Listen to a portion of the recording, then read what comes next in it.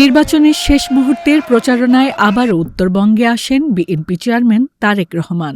সর্ব উত্তরের ৩ জেলার নির্বাচনী প্রচারণার অংশ হিসেবে এবার নিজ নানাবাড়ি দিনাজপুরের সাধারণ মানুষের সঙ্গে কথা বলেন তিনি। এ সময় তারেক রহমানকে বরণ করে নেন এখানকার ক্ষুদ্র নৃগোষ্ঠীর মানুষ। এরপর বেলা ৩:১৫টার দিকে জেলার বিরামপুর সরকারি মাঠের জনসমাবেশে বক্তব্য রাখেন তারেক রহমান। বলেন, আগামীর বাংলাদেশের পরিচয় হবে ধর্ম দিয়ে নয়, বরং মেধা দিয়ে, যা গড়ে তোলা হবে সকল ধর্ম ও বর্ণের মানুষকে সাথে নিয়ে, যেখানে ধর্মের ভিত্তিতে কেউ বৈষম্যের শিকার হবে না। এবার নির্বাচন শুধু জনপ্রতিনিধি নির্বাচিত করার জন্য নয়, বরং এটি হবে দেশকে পুনর্গঠনের নির্বাচন। দেশ পুনর্গঠনের নির্বাচন। নির্বাচনে জয়ী হলে দলের পরিকল্পনা অনুযায়ী উত্তরাঞ্চলে তিস্তা ব্যারেজ নির্মাণের ঘোষণা দেন বিএনপি চেয়ারম্যান তারেক রহমান। আরেকটি বিরাট চাহিদা আছে, বিশেষ করে এই পুরা গ্রেটার দিনাজপুর, রংপুর সহ, সেটি হচ্ছে তিস্তা ব্যারেজ। দিনাজপুর অঞ্চলেরও বহু অঞ্চল আছে, দিনাজপুর জেলারও, যারা তিস্তা ব্যারেজের উপকারিতা পেয়ে থাকেন বা অতীতে পেয়েছেন।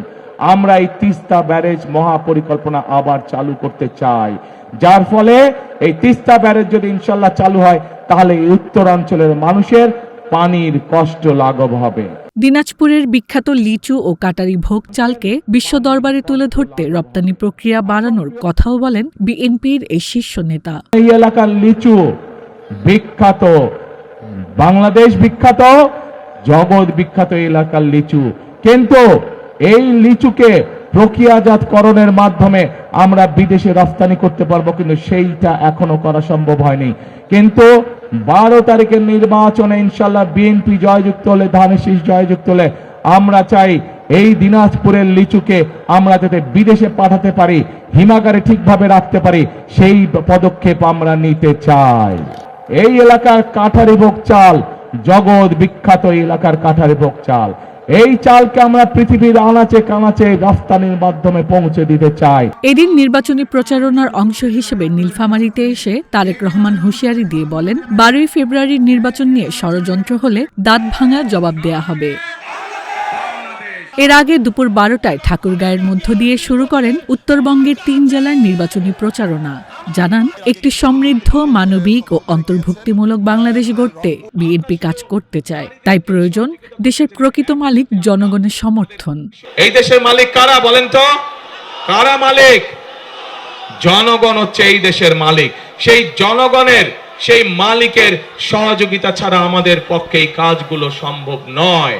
এবং সেই জন্যই আজকে এই মঞ্চে দাঁড়িয়ে আমি আপনাদের কাছে আপনাদের সহযোগিতা চাচ্ছি, আপনাদের সমর্থন চাচ্ছি, আপনাদের কাছে ধানের শীষের জন্য ভোট চাইছি। ঠাকুরগাঁও, পঞ্চগড় এবং দিনাজপুর সহ সমগ্র উত্তরাঞ্চলকে কৃষি নির্ভর হিসেবে গড়ে তোলার প্রতিশ্রুতি দেন তারেক রহমান। ঘোষণা দেন, এ অঞ্চলে আবারও জীবিত করা হবে চিনি ও চা শিল্প। এছাড়া ঠাকুরগাঁয়ে দ্রুত বিমানবন্দর চালু করার প্রতিশ্রুতি দেন বিএনপি চেয়ারম্যান। আমরা পঞ্চগড় এবং ঠাকুরগাঁয় যে চিনি কল আছে, যে রেশম কারখানা আছে, পঞ্চগড়ে যে চা শিল্প আছে, এই শিল্পগুলোকে আবার আমরা গড়ে তুলতে চাই, যাতে করে এই এলাকার মানুষ বেকার না থাকে। বরাবরের মতোই এই অঞ্চলে কর্মসংস্থান তৈরির পাশাপাশি মায়েদের জন্য ফ্যামিলি কার্ড ও কৃষকদের জন্য কৃষি কার্ড দেওয়ার কথা বলেন বিএনপির চেয়ারম্যান। একই সাথে সমগ্র অঞ্চলে শিক্ষা এবং চিকিৎসা ব্যবস্থা সহ সার্বিক উন্নয়নের প্রতিশ্রুতি দেন তিনি। জনসভায় রাজনীতিবিদদের পারস্পরিক সমালোচনায় জনগণের কোনো লাভ হয় না বলে মন্তব্য করে তারেক রহমান বলেন, জনগণের কল্যাণে বাস্তবসম্মত উন্নয়ন পরিকল্পনা তুলে ধরাই বিএনপির লক্ষ্য। হাসনা আক্তার, দিনকাল ডিজিটাল।